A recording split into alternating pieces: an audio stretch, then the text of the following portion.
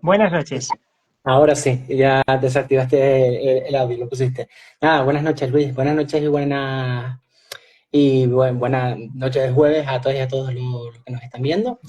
Estamos en un nuevo directo, esto va cogiendo forma de Cultus Formación, algo que realmente siempre hemos querido hacer. Yo creo que estamos, en la intención de Cultus, aparte de formar, es también generar una cultura alrededor de este fenómeno de las sectas, puesto que la cultura que hay pues es un poco difusa, confusa, etcétera, entonces hacemos ciertos esfuerzos. En este sentido, Luis Santamaría siempre ha estado disponible para compartir su conocimiento y todo su saber, y es un referente para nosotros de ubicarnos un poco qué es esto de las sectas, cómo funciona y qué es lo que está ocurriendo. Para el que no lo conozca, Luis, ya mucho y mucho tiempo trabajando en esto, excelente comunicador, profesor, teólogo, miembro de la RIE, y también con todo esto, y también profesor, con todo esto, no nos olvidemos que también es escritor y que saca publicaciones a menudo. Hace pues unos meses, ya no me acuerdo, tú dirás, Luis, hicimos aquí una presentación virtual de su último libro hasta la fecha, que era a las afueras de la cruz. Y creo que, pues, en cierta manera, pues tiene que ver con el tema del que vamos a hablar hoy, de alguna forma. Ya eso tú me dirás si tiene que ver con esto o no, Luis. Hoy nos reunimos para charlar de un tema que tú has elegido. ¿Sabes? Yo te digo, oye, ¿de qué hablamos? Vamos a hablar de Belogrado. Y digo, si Belogrado está hablado, ¿no? Entiendo que a mí me vas a explicar también, porque no he estado muy atento al caso, y lo que he visto es lo siguiente, ¿no? La superficialidad y el sensacionalismo que se le puede dar, salvo en intervenciones muy específicas y concretas en las que tú has podido hablar extendidamente y tal, ya que Cultus se dedica más al fenómeno sectario en su profundidad. Me gustaría, pues eso, tratar el tema con profundidad y quitarle un poquitito ese salseo español que pueda tener, ¿no? Y entrar un poco en una materia que puede ser muy anecdótica y muy divertida, pero que en su origen puede ser bastante desagradable y no tan irrisoria como pensamos. Entonces, también Luis participó y participa en un curso que tiene Cultus, uno de los primeros, que se llama Las raíces religiosas y espirituales del fenómeno sectario, que por lo pronto se emitió y se dio en directo, pero que ahora lo estamos trabajando para que pueda ser consumido siempre que se quiera en la plataforma, pero lo estamos trabajando y sobre noviembre lo podremos tener en nuevo formato además, así que primero en cursarlo. Luis, nada, encantado, buenas noches, me alegra Buenas mucho de noches. verte. Y nada, ¿qué es? Ilústranos un poco qué es lo que ha pasado, un poco para ponernos en contexto en Belogrado y qué es esto del fenómeno de Belogrado que está durando 4 meses por lo menos mediáticos. Bueno, pues lo primero para ubicarnos todos, Ujú. Belorado es el nombre de una localidad española de la provincia de Burgos, estamos hablando del norte de España, una localidad que hasta ahora era conocida internacionalmente por ser lugar de paso del camino francés, del Camino de Santiago, ¿no? Una de las rutas, bueno, la ruta más transitada de peregrinación hasta Santiago de Compostela, por la que pasan cada año decenas de miles de peregrinos de toda Europa y de todo el mundo, ¿no? Pero, ¿qué es lo que pasó en este pueblo de Belorado? Que allí hay un convento de monjas clarisas, como hay en tantos otros lugares de España y del mundo, monjas clarisas que tienen su origen en la Edad Media, en la ciudad de Asís, cuando San Francisco de Asís funda la Orden de los Hermanos Menores, los franciscanos, y su amiga Clara, de la misma ciudad de Asís, funda las Hermanas Pobres, ¿no? Las que se llamarían después Hermanas Pobres de Santa Clara o Clarisas. Bien, pues en Belorado hay un convento de Clarisas, célebre también por su elaboración de dulces, como otros muchos, Ajá. que en este caso pues habían saltado a la fama nacional e internacional por participar incluso en algún certamen de cocina. Bien, la cosa es que el 13 de mayo salta a la luz pública que estas monjas han publicado un documento de 70, 80 páginas, no recuerdo bien, titulado Manifiesto Católico y otro pequeño comunicado de 4 páginas. Y en estos dos documentos lo que venían a decir era que rompían con la Iglesia católica, o más bien rompían con la Iglesia de Roma, diciendo que ellas se sentían verdadera Iglesia católica y que desde el siglo, perdón, desde el año 1958 no habría ningún papa verdadero. Es decir, cuando murió el Papa Pío XII en 1958, en aquel momento la sede de Roma, la sede del obispo de Roma, habría quedado vacante, por eso a esa idea la llamamos sedevacantismo. Ah, Para que nos entienda la gente que nos está escuchando, sería algo semejante a lo que pasó en el sur de España en los años 70 con el Palmar de Troya, que cuando en 1978 murió aquel papa, Pablo VI, pues Clemente Domínguez, el gurú y fundador de esa secta del Palmar de Troya, también rompió definitivamente con la Iglesia Católica, a eso llamamos el cisma, la ruptura, y montó ujú. su propia iglesia, entre comillas. Pues esto es lo que hicieron las monjas de Belorado y Orduña, otro convento que dependía de ellas también, pues rompiendo con la Iglesia Católica. Vaya. Y esta ruptura, ¿por qué te llaman a ti? O sea, en los medios de comunicación que te llaman frecuentemente, pero ¿por qué ellos te llaman a ti si tú eres experto en sectas? ¿Por qué una ruptura, pues, se trata de esta manera? Pues mira, claro, ¿y por qué me llaman a mí y no a otros que os dedicáis también al fenómeno de las sectas y que siempre da mucha riqueza, ¿no? Que hable un psicólogo como tú, que hablen otras personas que conocen bien el fenómeno de las sectas y algunas que llevan más tiempo que yo, ¿no? Pues Ajá. porque el 13 de mayo, cuando yo me enteré de esto, y en ese comunicado se decía, en ese comunicado las monjas decían que dejaban de obedecer al Papa Francisco, el obispo de Roma y cabeza de la Iglesia Católica Universal, y dejaban de obedecer al arzobispo de Burgos, vamos, el jerarca católico en su demarcación, ¿no? Al arzobispo Sí, de Burgos, y que se acogían a la autoridad apostólica, a la autoridad eclesiástica de un tal Pablo de Rojas.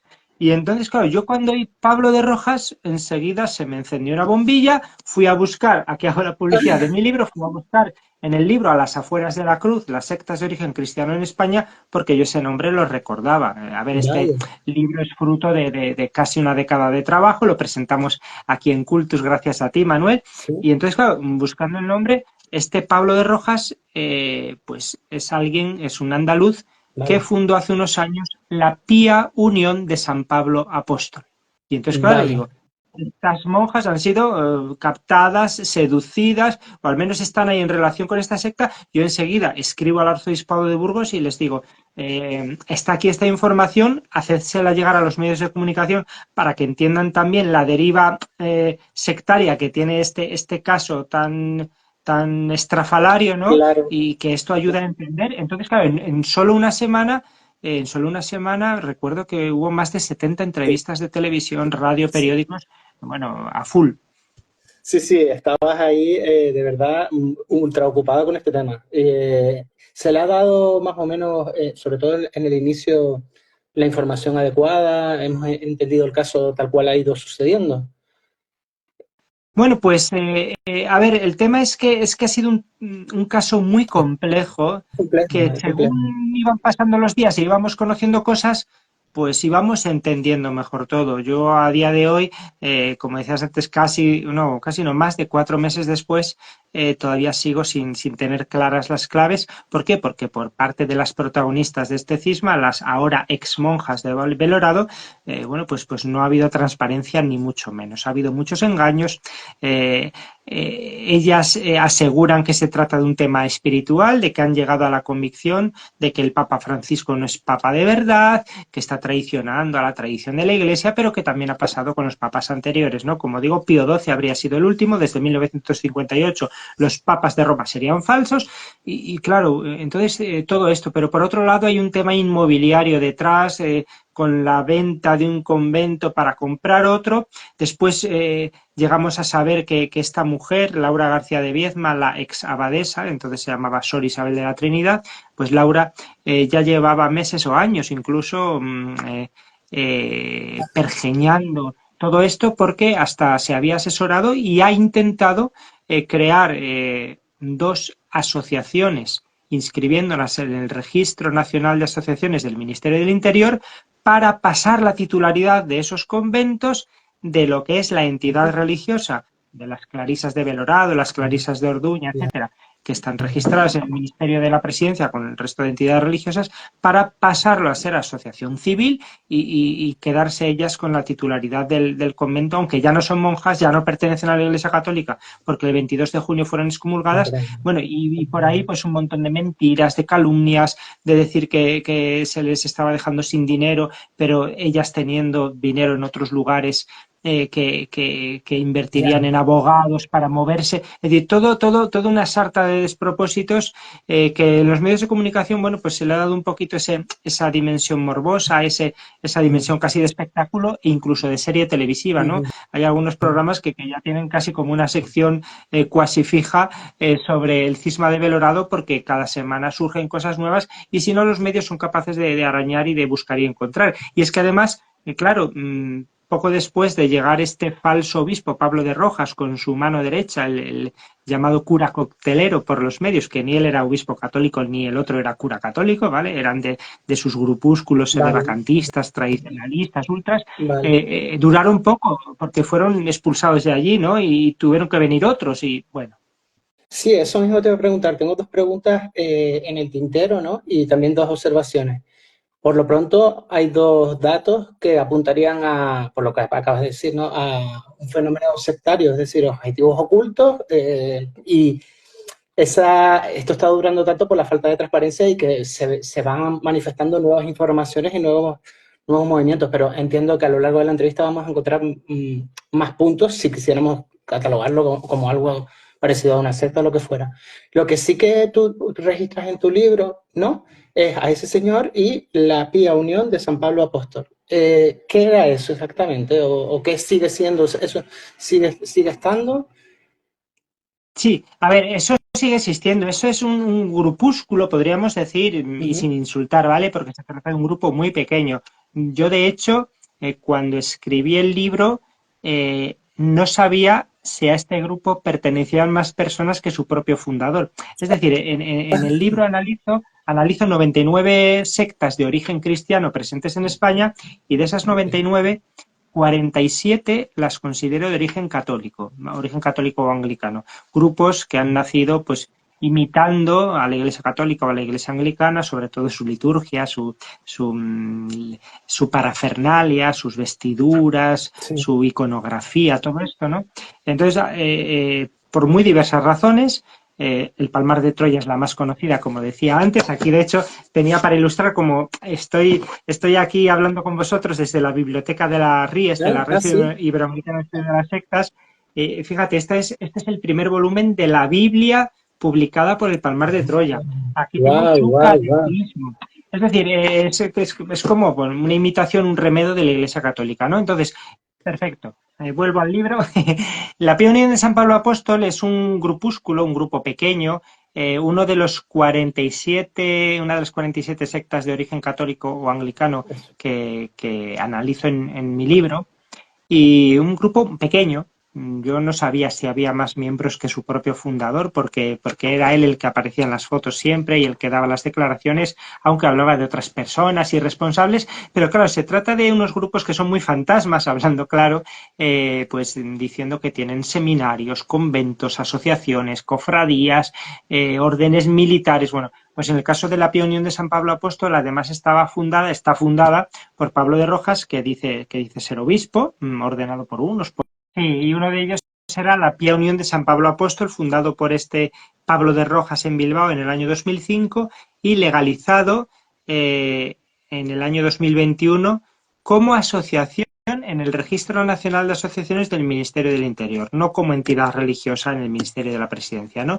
Y bueno, siempre con un montón de afirmaciones y elucubraciones que no han podido ser demostradas, ¿no? Claro, lo curioso es que un grupo tan pequeño, tan poco significativo, fuera capaz de captar, era lo que parecía al principio, a una comunidad de monjas clarisas. Claro, porque, claro, aparecen en las noticias de repente las monjas con sus pasteles, con toda esta cosa, ¿no? Y dos hombres, dos señores que son estos dos. ¿Por qué dices tú que parece que las captaron, etcétera, etcétera? ¿En qué medida ha ido cambiando un poco la historia? Y dices tú que ellos ya no están ¿Por qué con estos intereses que tiene esta nueva persona? Claro, uno leía, por ejemplo, el Manifiesto Católico y veía que toda esa sarta de argumentaciones contra la Iglesia Católica actual, la Iglesia Católica tras el Concilio Vaticano II, que en la década de los 60 pues cambió muchas cosas, ¿no? De la propia identidad y misión de la Iglesia en la actualidad, ¿no? En el mundo Ajá, contemporáneo. Bueno, pues se veía que ese manifiesto no lo habían escrito ellas, lo había escrito Pablo de Rojas o su gente, ¿no? vale. Ellas apenas aparecían en los medios de comunicación y era Pablo de Rojas y sobre todo su mano derecha, el llamado cura coctelero, los que salían ante los medios, ¿no? Y como parecía como que las tuvieran recluidas, ¿no?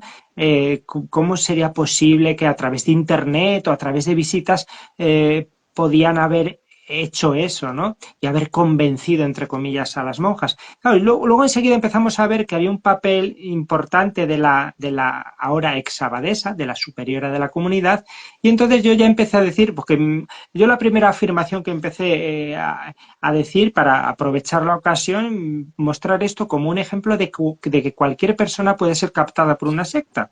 Porque a veces dicen, bueno, pero es que una persona que sea creyente y comprometida con su propia fe y religión, pues claro, no tendría ese vacío espiritual que vienen a llenar las sectas. Bueno, pues que las sectas utilizan lo espiritual, lo emocional, utilizan el abuso psicológico y son capaces de entrarnos a través de cualquier vulnerabilidad, lo repetís los psicólogos, a través de Total. cualquier herida que tengamos por dentro y a través de también de cualquier aspiración bonita, Sí, cualquier sí, virtud, cualquier valor que tengamos. Pues unas monjas sí, de clausura pues han entregado su vida, ¿no? A cambio de sí, nada y sí, entonces también mm, son personas manipulables en ese sentido, ¿no?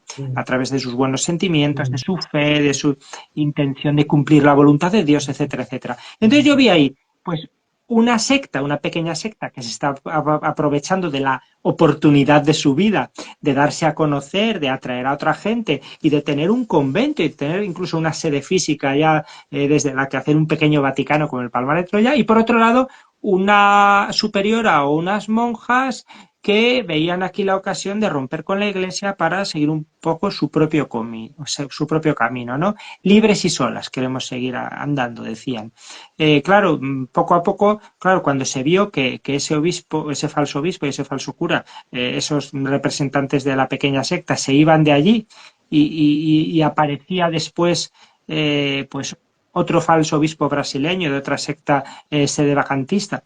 Es decir, se empezó a ver cómo ya, la que cortaba el bacalao, como se dice vulgarmente, pues era la anterior abadesa, ¿no? Que ya, curiosamente el pasado mes de mayo se le acababa su mandato, no había más posibilidades de ser reelegida por las normas propias de la Iglesia, por el derecho canónico, y bueno, parece que también quería aferrarse a esa posición de autoridad, ¿no? Entonces parecía que era ella la que estaba manipulando en cierta manera a las monjas, a sus hermanas y a sí. las familias, porque varias familias han estado ahí desde el primer momento apoyando, defendiendo y con una actitud casi fanática.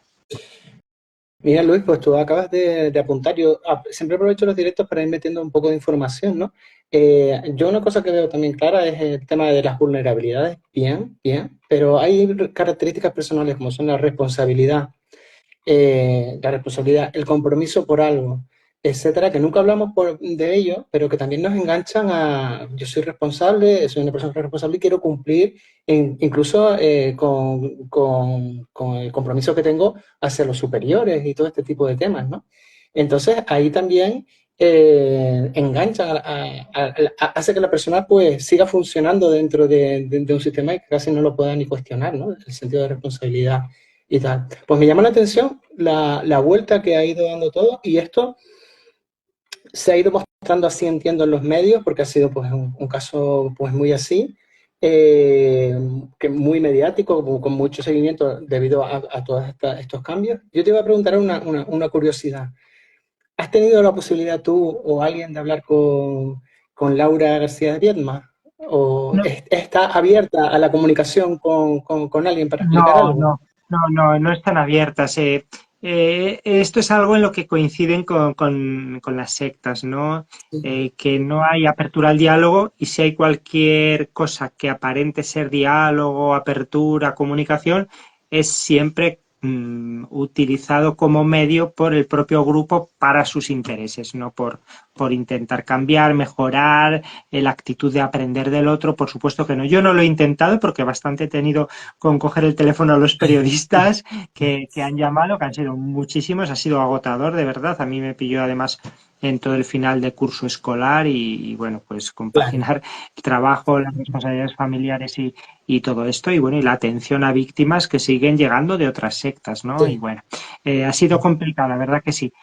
Pero no lo he intentado. Yo sé que, por ejemplo, Sor Lucía Caram, la famosa monja dominica argentina que vive en Cataluña desde hace muchos años, ajá, Sor Lucía Caram lo he intentado, he hablado con ellas por teléfono, intentando mediar un poco con buena intención y no ha conseguido nada. Ha visto cómo se cierran en banda y cómo no hay intención alguna. Y bueno, por parte de la Iglesia Católica, bueno, la gente ya casi le echaba o le echa en cara al arzobispo de Burgos, a Mario Iceta, sí, que haya sido tan indulgente, que haya sido tan transigente con ellas, con una actitud tan de apertura, cuando por parte de ellas solo ha recibido bofetadas, insultos, denuncias en los juzgados, es decir, ha sido todo. Y claro, Mario Iceta diciendo, bueno, pero si es que nosotros no queremos que os vayáis, tenemos las puertas abiertas, si queréis iros, bueno, pues marchaos, pero de verdad, o sea, y después de ser excomulgadas, porque el 22 de junio, como dije antes, se declaró la excomunión, porque ellas mismas han dicho que se van de la iglesia y lo han firmado, menos 5 mayores que están allí, de las que no sabemos que están bien, según parece, bien ajá, cuidadas, ajá, pero ahí están en la que es su casa, con otras que ya no son habitantes legítimas del convento porque ni son monjas ni son católicas. Es todo un barullo, ¿no? Pero por parte de la Iglesia ha habido y sigue habiendo una actitud de que las puertas de casa están abiertas, de que es un dolor y una desgracia que haya pasado esto. Y yo me he encontrado con muchos católicos de toda España y gente que no las conocía de nada, sí, que vive esto con tristeza, con dolor, diciendo, pero ¿cómo es posible, no? Que sí, unas monjas clarisas, que además las clarisas yo creo que son queridas por todo el mundo porque viven la pobreza de verdad, porque son gente humilde, porque, ujú, bueno, ujú, pues no sé, también durante siglos han estado ahí y la gente las quiere. O sea, ¿cuánta gente que se va a casar y que a lo mejor no son ni católicos practicantes y les llevan huevos a las clarisas, huevos a las claras para que haga bueno el día su boda? Parece una tontería, ¿no? Pero bueno, expresa hasta qué punto pues sí, son parte de nuestra historia, de nuestra cultura, y bueno, y que esta gente haya montado todo este escándalo es doloroso ciertamente para los católicos. sí, ¿verdad? Y también no ayuda mucho porque todo este hacerlo tan mediático, perdón, no ayuda mucho a que la gente considere o generalice hacia la iglesia en general, que parece que están a la mínima de cambio para intentar generalizar que pues toda la iglesia es un poco así, etcétera, etcétera, ¿no? Cuando estamos hablando de Bueno, un caso más o yo menos en este, excepcional. sí, yo en este caso es verdad que es excepcional, es anecdótico, Ujú, pero sí he visto en este caso, y además en muchos medios de comunicación no son precisamente amigos de tratar bien a la iglesia, etcétera, aprovechan cualquier cosa, como dices tú, para, bueno, pues ya esto es todo así, ¿no?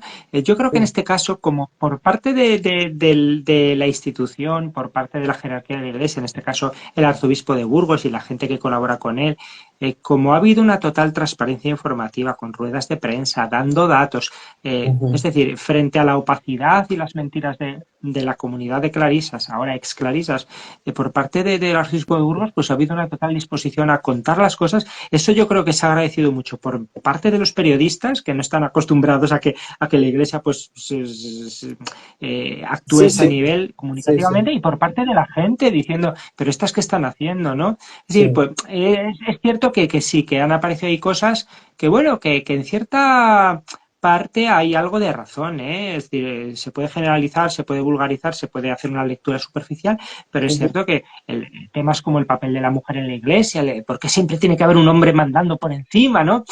Temas como el de la clausura, las monjas de clausura, y si están solas o están siendo acompañadas por el resto de la iglesia, ajá, por los obispos, por los sacerdotes.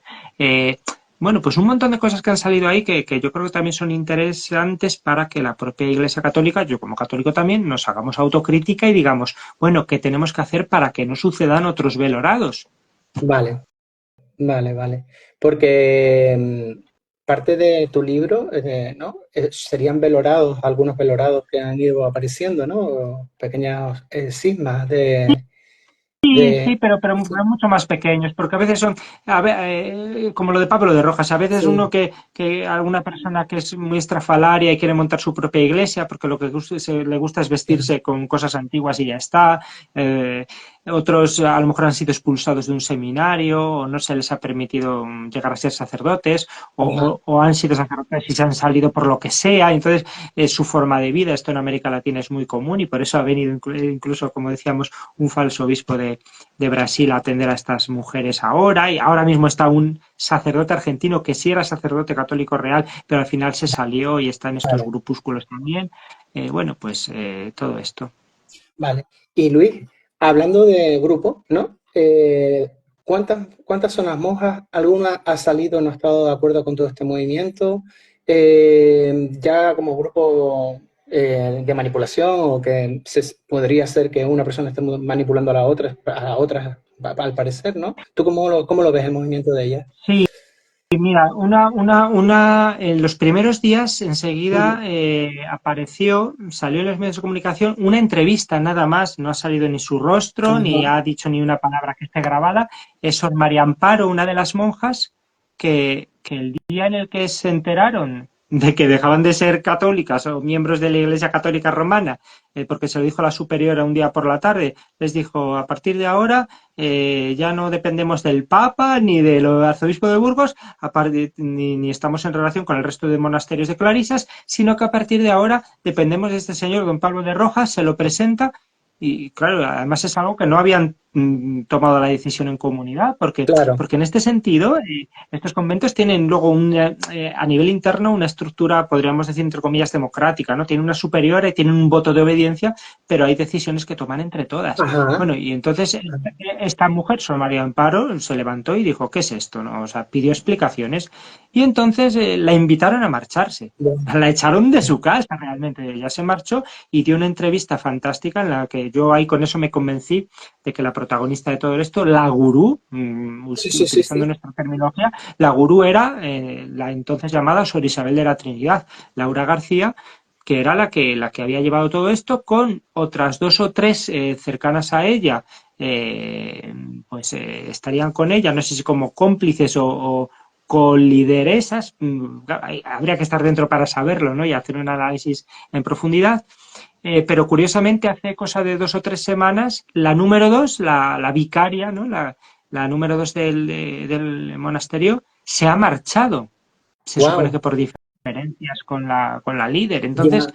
es todo muy extraño. Pero lo cierto es que en fuentes eclesiales, fuentes de la Iglesia Católica cercanas a Belorado, ya en los primeros días empezaron a decir que ahí había un liderazgo muy protagonista, un liderazgo muy marcado por parte de esta mujer.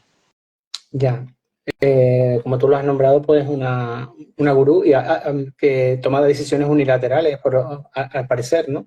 Tengo dos preguntas, Luis. A ver si una creo que es importante y es porque hay una tendencia, ¿no? A negar que el Papa es Papa. ¿Nos puedes explicar un poco esto? Porque lo he escuchado más de una vez, Sí, ese negacionismo que hay, ¿no? sí, Dentro mira, de la Iglesia Católica. esto daría para hablar mucho Para, porque además es un tema que llevo así como casi 2 años estudiando de forma sí, exhaustiva y es sí, todo un mundo, es todo un mundo.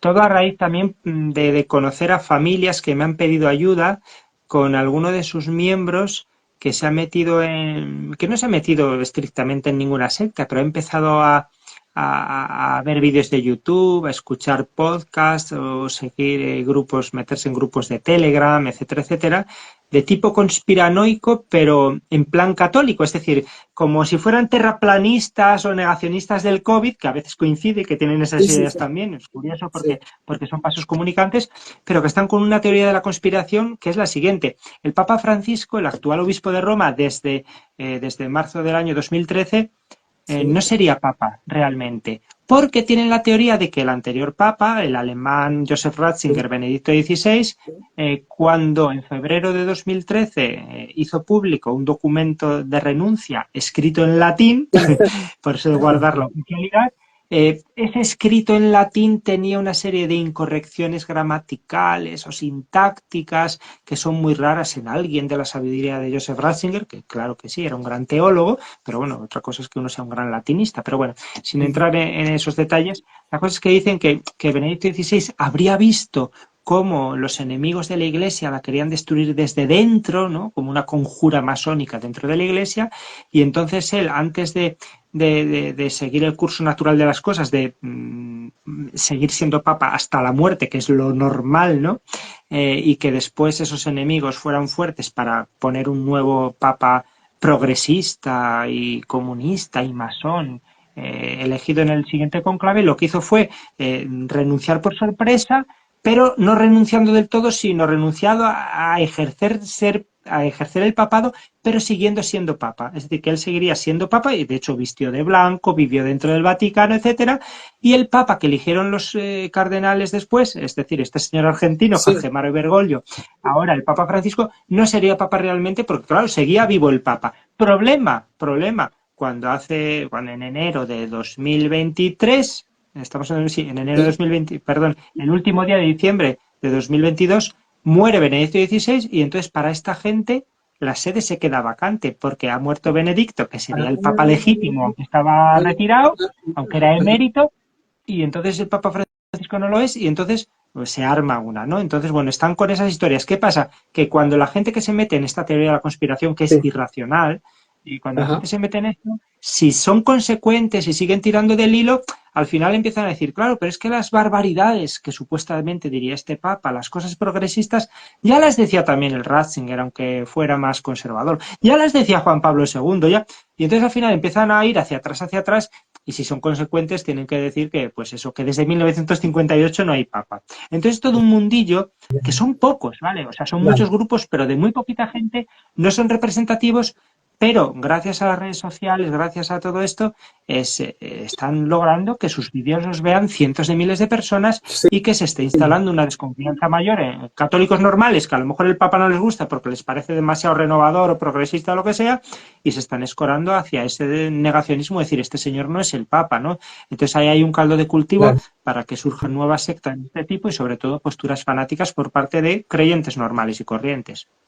Pero es curioso porque sería ya un entorno, o sea, un contexto general, social, el tema del negacionismo y conspiración, cómo ha ido creciendo, ¿no? Y como también pues abarca áreas específicas, ¿no? Como en este caso el de la Iglesia Católica, porque Sí, sí, sí. es Además el precisamente... discurso es igual, somos los católicos despiertos frente al resto que Sí, están dormidos, ya, ya, hablan de ese nuevo orden mundial que está movido por el Estado profundo, ¿no? Desde Estados Unidos y George sí, Soros y todo sí, sí, esto, sí. pues también habría una iglesia profunda que, ¿sabes? Es que van en paralelo y luego, claro, ves que luego además recomiendan el dióxido de cloro porque no confían en la industria farmacéutica y en la medicina, entonces ya es un totum revolutum conspiranoico que bueno, que llega a unos y a otros y acaba convenciendo, por desgracia, acaba manipulando a mucha gente. Y con el poder de las redes, que más adelante haremos un directo con con José Miguel Cueva sobre las sectas 3.0 y toda la influencia que puede tener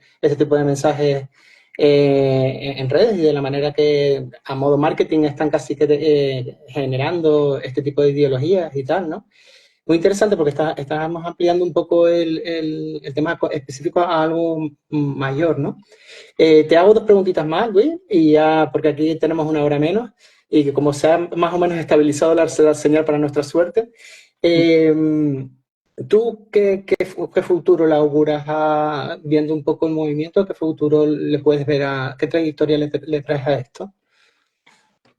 Bueno, pues como lo que decía antes, como no tengo todos los datos, Claro, no puedo sí es difícil. Sí. aventurar nada.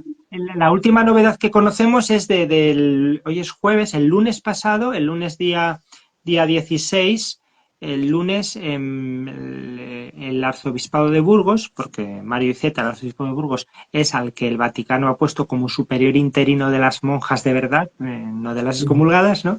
Y entonces responsable de los conventos y todo esto, y para poner orden, pues han presentado ante el juzgado de Briviesca, que es a donde corresponde el partido judicial de Belorado, han presentado una demanda de desahucio, porque Ujú. claro, ahí están unas personas que no les corresponde estar allí, ¿no? Claro, Entonces, a ver qué pasa con esto, cómo va la vía judicial, cómo va todo lo legal y qué hacen ellas, ¿no? Porque ellas siguen parapetadas detrás de un hábito que ya no les corresponde llevar, el hábito de hermanas clarisas, de monjas clarisas, ¿no? Entonces, bueno, yo no sé en qué quedará esto. Lo normal es que se vaya disgregando a nivel interno, que haya enfrentamientos, que el liderazgo de esta persona acabe resintiendo, ¿no? ujú, En la vida de las propias monjas. Pensemos que son personas dedicadas durante décadas a la oración, al trabajo, al silencio, a la humildad, y claro, todo esto pasa factura, todo este revuelo ujú, mediático, todo esto pasa factura, ¿no? También en cuanto ujú. a la espiritualidad, ¿no? Entonces Sí, no lo sé, no sé qué será de esto.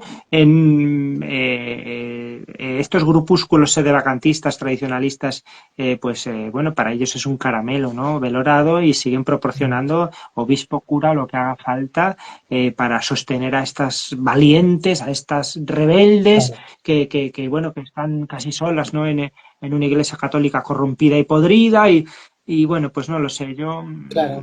A lo a mejor mí también lo que lo que me da puede... miedo es que pueda haber otros velorados, que pueda haber otros Sí, grupitos, ya sean conventos, ya sean gente, asociaciones de fieles, algún sacerdote, porque hay también gente en esa órbita que puedan dar la campanada, ¿no? Y hacerse fuertes con esto y seguir alimentando todo ese discurso conspiranoico del que acabamos de hablar.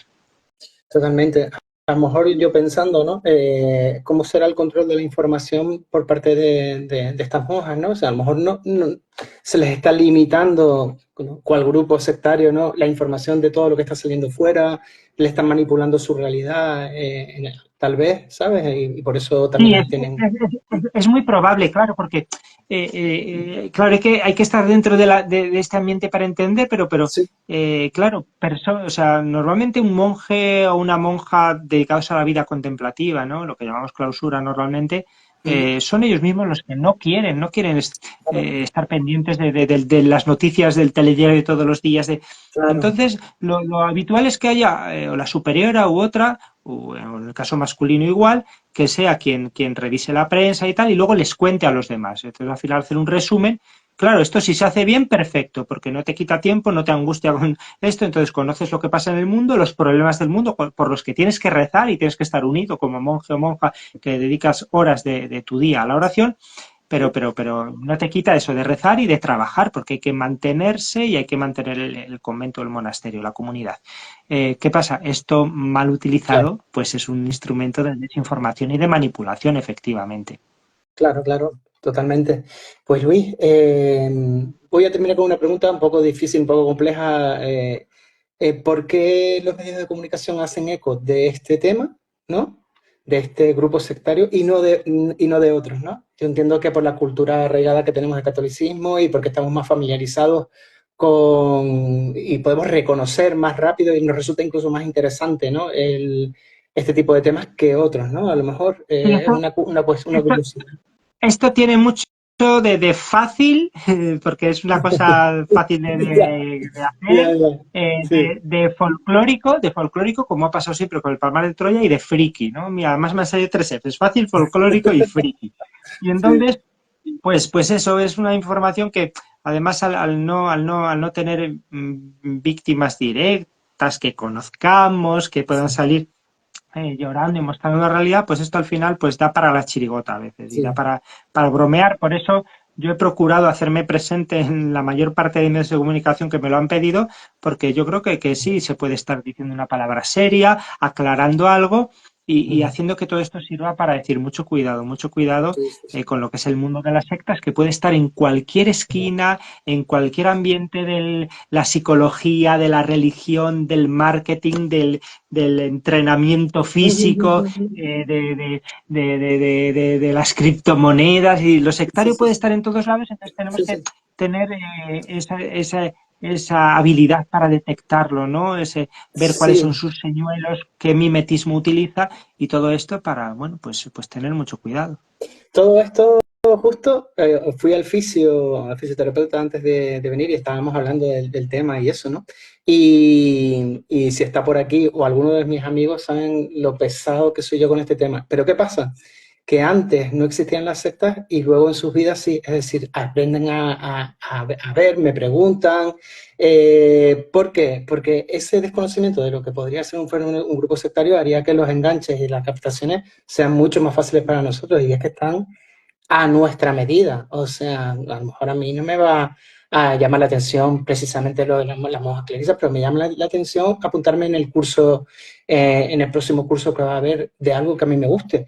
Y puede ser que ese grupo se esté funcionando como sectario. Entonces, los medios de comunicación hacen muy bien sacando un tema de tal relevancia y implicando a todo esto, puesto que, no sé si coincidirás conmigo, todos estos giros y todas estas cosas es lo que ocurre dentro de un grupo sectario. Cuando viene una víctima y te empieza a contar y empieza que esto se mueve de esta manera, que el otro se mueve de la otra, que ha pasado esto, que ha pasado lo otro, todos los chanchullos internos, todas esas cosas, pero ha aparecido una persona que ha hablado sola de todo el mejunje durante años y durante tiempo, ¿no? Entonces, quiero decir también, aprovechando este caso, que cuando te enfrentas a un fenómeno, a un grupo sectario, la información es esta.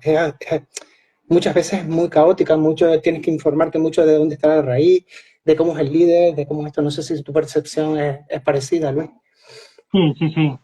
Sí, sí, porque a veces eso, pues no parecía una secta, pero empiezas a ver cosas que huelen a secta y ya está, ¿no? Y entonces ahí la voz de las víctimas, que es lo que has puesto tú en primer lugar ahora mismo, pues es lo que determina muchas veces, ¿no? Que digamos, bueno, lo que parecía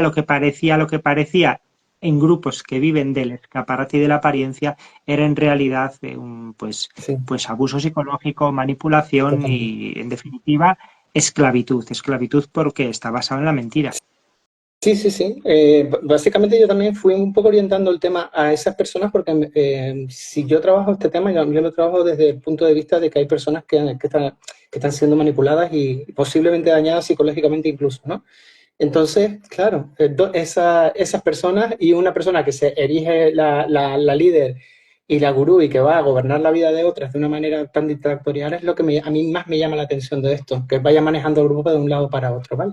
Sí, sí, sí. Entonces, Luis, recomendar a todo el mundo que vea este vídeo en presente, ahora, en este momento, o cuando quede grabado, recomendar las varias publicaciones que tiene Luis. Entiendo que tendrás una más adelante y que no son publicaciones que tú haces, oye, voy a hacer un libro porque me apetece, sino son investigaciones profundas que tú vas haciendo a lo largo de los años y que cuando ya se culmina aparece esa información, ¿no? Entonces, ¿viene algo a futuro? ¿Estás trabajando en algo? Sí, estoy trabajando en tres libros concretamente, en tres No, libros vale. que uno tenía que haberlo entregado a la imprenta a primeros de este mes y bueno, se retrasará porque todo esto, o sea, desde el 13 de mayo tuve que parar la redacción de 2 libros con los que estaba y al otro le he dedicado el verano y todavía me queda bastante porque, claro, todo lo que escribo, no solo lo que digo, sobre todo lo que escribo también, todo está documentado, demostrado, o sea, yo no me invento las cosas efectivamente, ¿no? Entonces, bueno, pues eso lleva muchas horas, mucho esfuerzo, muchas consultas y bueno, ahí estamos para sacar algo bueno, pues cuando pueda. Y bueno, y ahí Bueno, estaremos para presentarlo en fantástico. Cultus, si lo tienes a bien y que ayude y que esto ayude a la gente al final. Pues finalizando, dos cositas. El vídeo que hemos grabado, como ha sido frustrado al principio, yo lo editaré y lo subiré a YouTube, ¿vale? Pero el que se queda en el Instagram parece ser que lo tienes que subir en el momento, en el formato. Se subirán dos vídeos diferentes, el antes y el después. Se quedará así, pero el vídeo entero lo van a poder disfrutar en YouTube, lo compartiré en Cultus. Y otra cosa, en mi propia inquietud de profundizar en la formación y de entender todo lo que significa las religiones, etcétera, etcétera, yo le pedí a Luis, vamos, intenta construir un árbol de religiones, de creencias, de costumbres, de todo esto, porque de repente nos aparece un caso de una comunidad hindú que no sé qué, que no sé cuánto, y nosotros tenemos que saber más o menos por dónde van los tiros de esas creencias, ¿no? Entonces elaboró un temario muy rico, muy enriquecedor para cualquier persona, le guste las sectas o no, y ese es el temario que mostraremos más adelante, que ya tenemos, que es de las raíces religiosas y espirituales del fenómeno sectario, que creo que es básico y fundamental, es muy importante, porque de ahí aparecía la nueva era, los chamanes, pam, pim, pum, todo de la base, ¿no? Entonces, si quieres aportar algo más, Luis, yo era para un poco ofrecer todo esto y algo que quieras decir. No, simplemente, vamos, reiterar lo que has dicho, ¿no? Tener un poquito el contexto, ¿no? Es como una historia de las religiones concentrada, con vistas a entender cuando aparece un grupo, dónde ubicarlo, dónde acudir para contrastar las cosas y ver, bueno, esto Sí, dice que es hindú o dice que es budista sí, o dice que es católico, bueno, pues qué criterios seguir para, o lo evangélico, por ejemplo, el mundo evangélico que es tan complejo, ¿no? ¿Qué es secta, qué no es secta en cada una de las exacto. tradiciones religiosas? Es algo complicado, pero bueno, intentando ofrecer algo de luz y de ordenar las cosas para que ayude a entender también esa parte, porque la parte psicológica está muy analizada, ¿no? De las Sí, sectas y de cada sí, grupo, cuando sí, se sí, sí, conocen víctimas y se sí. pueden hacer Mm, peritajes, informes, pero bueno, mm, ver también un poquito esa parte espiritual sí, que podemos tener sin llegar a analizar pues cuáles son los libros que utilizan, las doctrinas que siguen, las celebraciones que hacen, los principios morales. Bueno, ya si tenemos un poquito el contexto, podemos entenderlo mejor. sí, totalmente. Yo, para mí, por lo menos como formador y como persona que atiende, es fundamental. Así que muchas gracias, Luis. Muchas gracias por la paciencia técnica y por también por darnos Gracias todo el a ti, Manuel, conocimiento siempre. y buenas noches. Un abrazo enorme a Gracias por todas el y tiempo y el todos. esfuerzo que estás dedicando a todo esto, de verdad. Gracias, Luis. Bueno, buenas noches. Gracias a todos. Buenas noches.